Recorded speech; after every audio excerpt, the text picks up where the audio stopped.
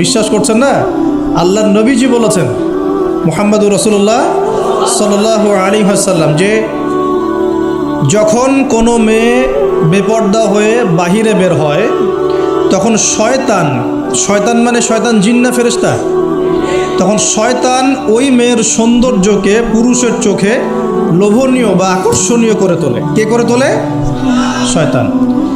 তোমাদের কারো যদি কোনো গায়রে মাহরাম বেপর্দা কোনো মেয়েকে দেখে খারাপ চিন্তা জেগে যায় তাহলে তোমরা বাসায় চলে যাবে। কোথায় যাবে? বাসায়। সেখানে গিয়ে তোমাদের স্ত্রীর সাথে সময় কাটাবে, ইনশাআল্লাহ তোমাদের সেই খারাপ চেতনা চিন্তা দূর হয়ে যাবে। তার মানে এই হাদিস থেকে প্রমাণ হচ্ছে শয়তান বেপর্দা মেয়েদেরকে সুন্দর করে উপস্থাপন করে। জিন ধরা মেয়ে আছে সমাজে, এবং কোনো কোনো ক্ষেত্রে এখন ছেলেদেরকেও জিন ধরছে না? মাঝে মাঝে দেখবেন যে এই শীতকালে কিছু কনসার্ট হয়, দেখেছেন? কনসার্ট হয়, ফ্যাশন শোজ হয়, আরও অনেক ধরনের প্রোগ্রাম হয়। এগুলোকে নাম দিয়েছে মানুষ সংস্কৃতি। কী নাম দিয়েছে? ওখানে উঠে দেখবেন যে বড় বড় চুল আছে, অনেক লম্বা লম্বা চুল, একদম স্টেজের উপর উঠে লাফালাফি ঝাপাঝাপি করছে, দেখেন নাই? মিউজিক্যাল কিছু ইনস্ট্রুমেন্ট নিয়ে, দেখেন নাই? তো আপনার কি মনে হয় এরা সুস্থ? এটা সবার সাথেই জিন শয়তান আছে। কি আছে? আচ্ছা, একটা কথা বলি, কোনো কোনো ক্ষেত্রে ওয়াজ মাহফিলের প্যান্ডেলেও দেখা যায় কিছু কমেডিয়ান, কিছু বাউল, এরা মানুষকে ডিজে জিকির শেখায়, দেখেন নাই? ডিজে জিকির, একজন গান গায়, একজন কথা বলে, কেউ চা খাওয়ায়, কেউ কফি খাওয়ায়,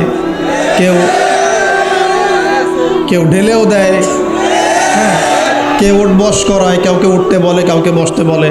দেখবেন অনেক সময় লোকজন লাফালাফি করছে, বক্তা জিকির করছে, তার উপর হামলে পড়তেছে একদম। একটা দলিল দেখাবেন, খালি একটা দলিল, যে নবী সাল্লাল্লাহু আলাইহি ওয়াসাল্লামের জামানায়, 4 খলিফার জামানায় তারা মসজিদে বসে এইভাবে জিকির করেছেন। একটা দলিল খালি দেখাবেন। যে কাজ নবী করেন নাই, তার সাহাবীরা করেন নাই। এখানে বহু উলামায়ে কেরাম আছেন, আমি তাদের সামনে কথা বলতে লজ্জা ফিল করছি। যত হাদিস আপনি ঘাটবেন, আমি তো সব হাদিস পড়ে শেষ করতে পারি নাই, স্বীকার করছি, কিন্তু নবীর যুগে এবং 4 খলিফার যুগে কোনোদিনও এইভাবে জিকির আজগার হয়েছে একটা দলিল আপনি খুঁজে বের করতে পারবেন না ইনশাআল্লাহ। অথচ দিব্যি এগুলো আমাদের সমাজে চলছে না? আর আমরা দুইটা খারাপ চরিত্র ধারণ করি, বাঙালি আমরা যারা, মন খারাপ করে না, আমরা দুইটা খারাপ চরিত্র অধিকারী আছে। এক, আমরা খুব ট্রল প্রিয় জাতি, ট্রল করতে খুব মজা লাগে। হ্যাঁ, মনে হয় যেটা করে আমি একদম বাংলাদেশের কি বলবো দিন একদম কায়েম করে ফেলছি একদম।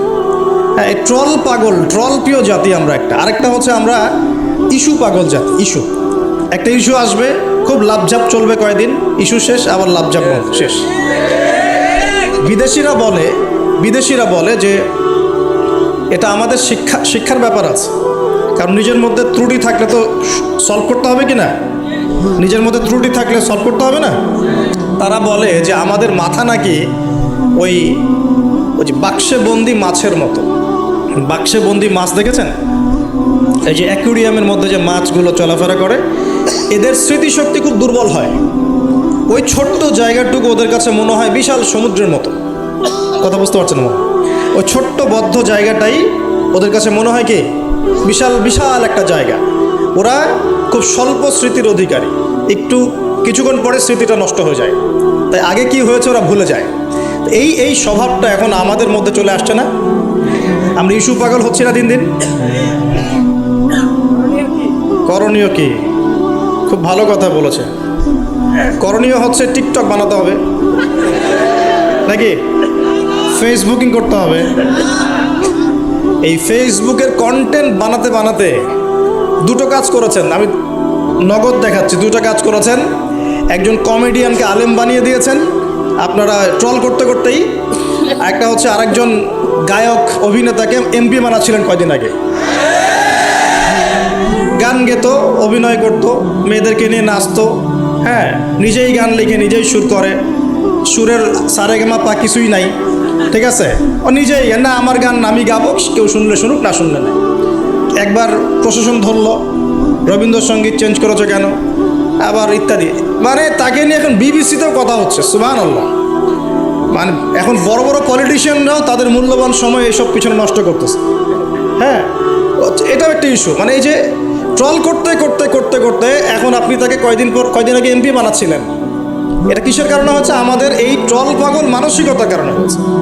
আরেকজনকে কমেডিয়ান, মানুষ ওকে দেখে মজা পেত, যে মনটন খারাপ, কেউ বলতো ভাই মনটন খারাপ, ও একটু ওর লেকচার শুনে মনটা ভালো হবে, এইভাবে আর কি দেখতো মানুষ, এভাবে ট্রিট করতো।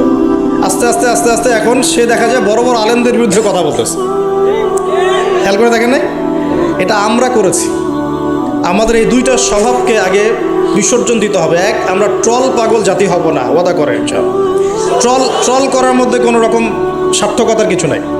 যেটা খারাপ সেটাকে প্রতিহত করতে হবে, যেটা খারাপ সেটাকে প্রতিহত করতে হবে। আর 2 নাম্বার, যেটা ভালো তাকে উৎসাহ দিয়ে এগিয়ে নিতে হবে ইনশাআল্লাহ। আমরা সব সময় সত্যের পক্ষে থাকবো ইনশাআল্লাহ, আর সব সময় মিথ্যার বিপক্ষে থাকবো ইনশাআল্লাহ। যে কেউ যত বড় আলেম, মুফতি, মুহাদ্দিস, বক্তা, দায়ী যেই হোক না কেন, তার কোনো কথা যদি কোরআন সুন্নাহর বাইরে যায়, কোশ্চিন কালেও সে কথা গ্রহণ করবেন না। সিম্পল। সেটা আমি হই আর যেই হোক না কেন। আর যে কোনো ব্যক্তি, সে যেই হোক না কেন, তার কথা যদি কোরআন সুন্নাহর সাথে মিলে যায়, অবশ্যই সেটা গ্রহণ করবেন ইনশাআল্লাহ, সে যেই হোক না কেন। এখন আমরা যদি আমাদের দৃষ্টিভঙ্গিকে শক্ত করতে না পারি, সামনের দিনগুলো কিন্তু আমাদের জন্য খারাপ হবে। বিশ্বাস করেন, দিন কিন্তু দিন দিন খারাপ হচ্ছে। আমি আসছি ওই দিকে ইনশাআল্লাহ। এই ট্রল পাগল মানসিকতাকে ত্যাগ করতে হবে, আল্লাহ একটা তৌফিক দান করবেন। 2 নম্বর হচ্ছে এই ইস্যু পাগল জাতি হব না। ইস্যু পাগল জাতি হব কেন? আমাদের একটা গন্তব্য, লক্ষ্য থাকবে। আমাদের লক্ষ্য কি? আল্লাহ বলেছেন এই আয়াতে, আমাদের লক্ষ্য হচ্ছে আল্লাহ পাক আমাকে সৃষ্টি করেছেন এই পৃথিবীতে আল্লাহর ইবাদত করার জন্য। কিসের জন্যে? এটা 1 নম্বর ডিউটি আমার, এটা আমার লক্ষ্য, আমার কাজ পৃথিবীতে। 2, আল্লাহ পাক বলেছেন যে এই দুনিয়ার জীবনটা চিরস্থায়ী নয়। চিরস্থায়ী না, এটা ক্ষণস্থায়ী। তার মানে এই দুনিয়াটা আমার মুখ্য উদ্দেশ্য নয়। আমি দুনিয়ার মধ্যে চলাফেরা করব, মুসাফির। আমার প্রয়োজন আছে বিয়ে শাদী করবেন, চাকরির প্রয়োজন চাকরি করবেন, ব্যবসার প্রয়োজন ব্যবসা করবেন, আপনার রাজনীতি করার প্রয়োজন আছে আপনি করবেন, সব কিছু চলবে। কিন্তু এগুলো আমাদের দুনিয়ার মুখ্য উদ্দেশ্য নয়। এগুলো হচ্ছে আমাদের দুনিয়াকে চালিয়ে নেওয়ার উপকরণ, মাধ্যম মাত্র। কখনোই এই নেশার মধ্যে আমরা ডুবে যাব না। ডুবে যাব, আল্লাহকে ভুলে গিয়ে দুনিয়ায় কখনো ডুবে যাব না। এটা আমার দ্বিতীয় কাজ। 3 নম্বর কাজ, আমাদের লক্ষ্য স্থির করতে হবে। 2টা লক্ষ্য আমাদের। 1, ভালো করে শোনেন, 2টা লক্ষ্য আমাদের। 1, ইহকালীন লক্ষ্য। 2, পরকালীন লক্ষ্য। কয়টা লক্ষ্য? 1 ইহকালীন লক্ষ্য, 2 পরকালের। ইহকালের লক্ষ্য কি? আল্লাহ পাক বলছেন সূরা সফের মধ্যে, সফ মানে শাড়ি, সূরা সফটা পড়ে দেখবেন বাসায় গিয়ে আজকে। আল্লাহ পাক বলছেন হুয়াল্লাযী আরসালা রাসূলাহু বিল হুদা ওয়া দীনিল হাক্কি লিইয়ুযহিরাহু আলা দ্বীনি কুল্লি। আল্লাহ পাক বলতে চাচ্ছেন যে তিনি সেই মহান আল্লাহ, যিনি তার পক্ষ থেকে নবী রসুল পাঠিয়েছেন, শেষ নবী মুহাম্মদ সাল্লাল্লাহু আলাইহি ওয়াসাল্লামকে পাঠিয়েছেন, এবং আসমানি কিতাবসমূহ পাঠিয়েছেন, এই কোরআন সুন্নাহ নাজিল করেছেন। কি উদ্দেশ্যে? লিইয়ুযহিরাহু আলা দ্বীনি কুল্লি, যাতে করে দ্বীন ইসলাম, এই দ্বীন ইসলাম অন্য সমস্ত দ্বীনের উপর বিজয় লাভ করতে পারে। বলেন সুবহানাল্লাহ। তাহলে আরেকটা উদ্দেশ্য পেলাম। কি উদ্দেশ্য?